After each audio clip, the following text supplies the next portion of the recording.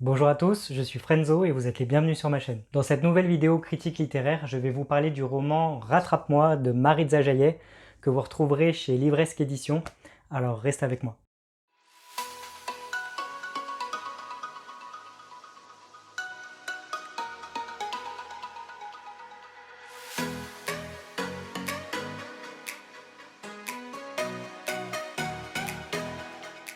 Rattrape-moi est un roman écrit par Maritza Jaillet, aussi connu sous le nom de Tatanexua sur les réseaux sociaux. Et si vous ne connaissez toujours pas Tatanexua, je vous invite de ce pas à aller visiter sa chaîne YouTube qui porte le même nom. C'est une mine d'or d'informations. Que vous soyez un auteur débutant ou non, que vous vous posez 1000 questions sur les maisons d'édition, sur l'auto-édition ou la façon de présenter un manuscrit de qualité, vous y trouverez forcément des réponses. Elle aborde vraiment tous les sujets et toutes les problématiques que l'on peut rencontrer en tant qu'auteur. Tout ça avec une extrême franchise, sans langue de bois, dans le but de vous aider à vous améliorer, à progresser, à pas vous décourager non plus, et bien sûr à présenter le meilleur projet possible. Mais Tatanexua, c'est aussi une lectrice assidue qui vous présente régulièrement sur sa chaîne YouTube des chroniques hautes en couleurs des ouvrages qu'elle a lus. Oui, oui, vous verrez bien. Mais elle propose aussi des services de bêta lecture par exemple.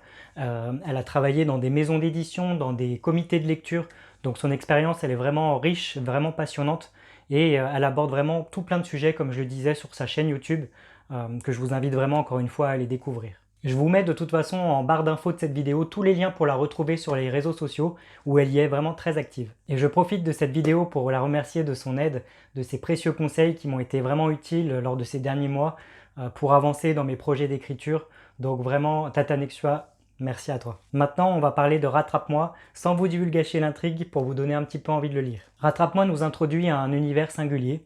On est dans un futur pas si éloigné que ça, en 2050, et on se rend compte que le changement climatique a eu un impact important sur les continents, en particulier la France. La montée des eaux a redessiné ce paysage que l'on connaît si bien, non sans conséquences sur la population. Suite à une incroyable révolution, une contrée du sud de la France va réclamer son indépendance par l'intermédiaire d'un homme riche, puissant et populaire du nom de Léon du Cid. L'homme va alors s'imposer et instaurer une monarchie dans ce nouveau lieu, rebaptisé le Royaume du Cid. Mais bien plus tard, en 2102, l'homme va finir par mourir, laissant à son fils Léopold le soin de gouverner. Malheureusement, les années passent et la succession de Léopold se laisse désirer. En effet, aucun héritier mâle n'est mis au monde, et malgré la popularité et le fait que le peuple adore cette famille royale, celle-ci ne peut pas s'empêcher de se poser des questions quant à ce futur incertain. Nous faisons alors la connaissance de la famille d'Ivitris, une famille qui vit dans le royaume du Cid, non sans grande difficulté financière. Le père a du mal à joindre les deux bouts et est contraint de marier ses filles à des hommes très riches dans le but de ne pas perdre son argent.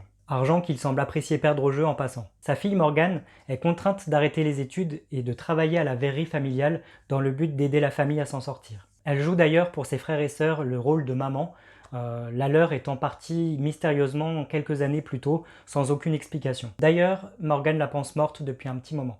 Mais très vite, on se rend compte que la vie au royaume du Cid est vraiment très chère et que l'argent que ramène Morgane à sa famille ne suffira pas. Son père aimerait qu'elle prenne vivement exemple sur sa jeune sœur Juliette, qui s'apprête au début du roman à épouser un homme très riche. Vu les réticences qu'a Morgane à se marier, son père va alors échafauder un plan en secret pour tenter de la marier à un noble de la famille des Fouquet, une famille cousine des Cid. Morgane assiste alors au mariage de sa sœur Juliette, et après une soirée bien arrosée et très festive, chaque membre de la famille regagne ses appartements, ses chambres dans un somptueux hôtel. Mais le lendemain matin, en se réveillant dans sa chambre, la jeune Morgane est attaquée par un mystérieux individu encagoulé qui lui fait inhaler de force du chloroforme et qui l'attache au lit. Lorsqu'elle reprend connaissance, elle se réveille à côté d'un mystérieux inconnu qui semble tout savoir sur elle, et le pire dans tout ça, c'est que sa famille semble complètement avoir disparu de la surface de la Terre. Morgane se lance donc dans une quête pour retrouver sa famille, tout en étant obligée de côtoyer ce mystérieux étranger qui ne compte pas la lâcher. C'est le résumé de base de Rattrape-moi, c'est comme ça que commence l'histoire.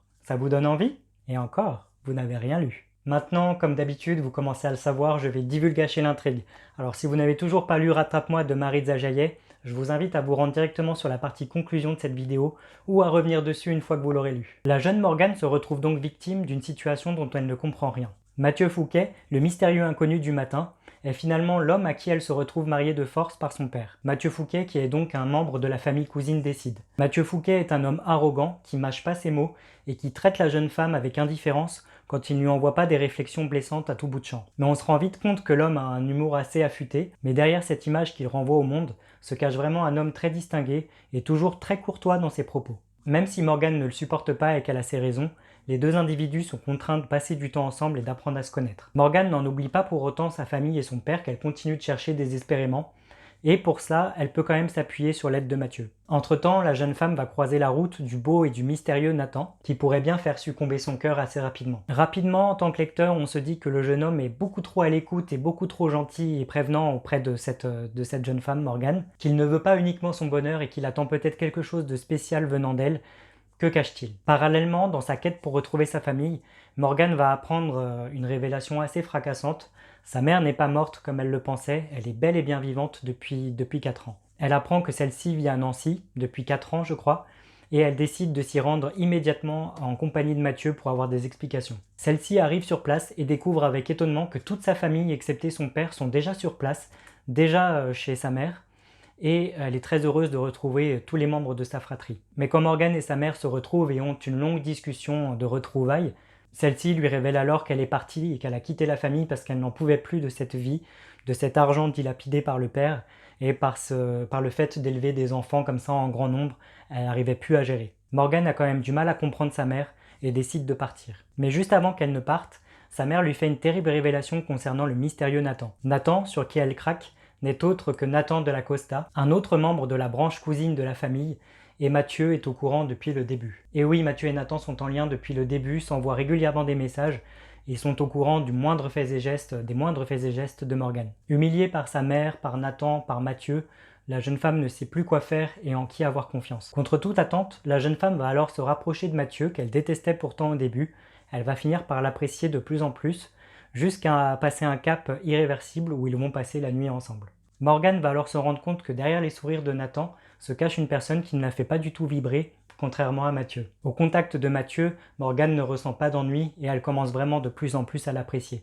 Mais bientôt, Morgane va se rendre compte que Nathan n'est pas du tout celui qu'il prétend être, et que si les femmes chez les Cid ne tombent pas enceintes et ne peuvent offrir d'héritier mâle à la couronne, c'est parce que Nathan les empoisonne via un poison qui lui permettra d'accéder au pouvoir. Mais ce n'est pas tout. Lorsqu'elle retrouve enfin son père à la fin du roman, elle se rend compte que c'est lui qui l'a attaqué, qui lui a fait inhaler du chloroforme au début du livre et qui l'a attaché au lit. Elle se rend compte qu'effectivement c'est lui qui a vraiment manigancé ça depuis le début, ce mariage avec Mathieu, dans un but totalement financier. La jeune femme, à bout, s'enfuit donc en courant, avant de finalement se rétracter et de revenir vers Mathieu. Mathieu, qui finalement n'est pas un personnage aussi hautain qu'on pourrait le penser, il n'a jamais été pour ce mariage forcé et arrangé par le père, il y croyait pas du tout en fait depuis le début, il pensait pas que le père de Morgane serait prêt à vendre sa fille comme ça, et n'a juste pas du tout signé le contrat, et s'apprête à partir en vacances tout seul et oublier cette histoire. Morgane prend alors conscience véritablement des sentiments qu'elle a pour lui, et inversement. Et le couple part donc ensemble en vacances dans les dernières pages du livre, en se promettant d'accepter la vie telle qu'elle est, sans contrat de mariage forcé, sans contrat de mariage tout court, sans enfant pour le moment, mais le tout en continuant de vivre d'innombrables disputes mémorables qui semblent vraiment être le noyau de leur relation. C'est ainsi que se finit le roman. Ma conclusion. Rattrape-moi est une dystopie originale, très bien menée, saupoudrée de romance, de mystère, et je dois le dire, d'un peu d'érotisme également. Je me suis un tout petit peu caché les yeux à ces moments-là. Mais pas que. Derrière cette histoire se cache un arrière-propos vraiment très intéressant sur l'écologie, le changement climatique et les répercussions de nos actions par rapport au climat et le monde qui nous entoure. C'est donc une fiction imaginaire, certes, mais qui aborde en filigrane des sujets vraiment très importants, qui nous incitent à réfléchir et à nous poser des questions sur le futur et nos actions actuelles. J'ai beaucoup aimé les ellipses au sein du roman. En tant que lecteur, j'y suis pas habitué, donc c'était vraiment chouette. Et je sais que l'autrice adore ça et ça se ressent vraiment au niveau de l'écriture. Les personnages sont vraiment bien développés, même si j'ai quand même une grande préférence pour le personnage de Mathieu,